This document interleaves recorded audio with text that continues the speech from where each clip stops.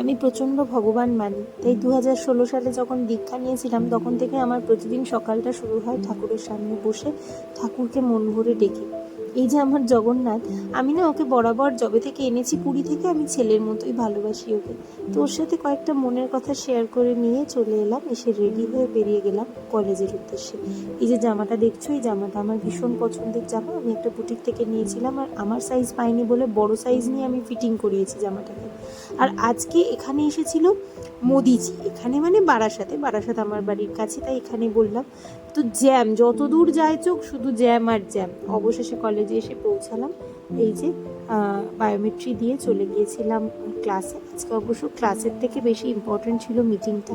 Meeting conduct হওয়ার পর একটা শর্ট ভিডিও শ্যুট করে নিয়েছিলাম। তারপর বাড়ি আসার পথে নিলাম ফুল ঠাকুরের, আর রাতের জন্য রান্না করলাম চিকেন। বাস এভাবেই কেটে গেল।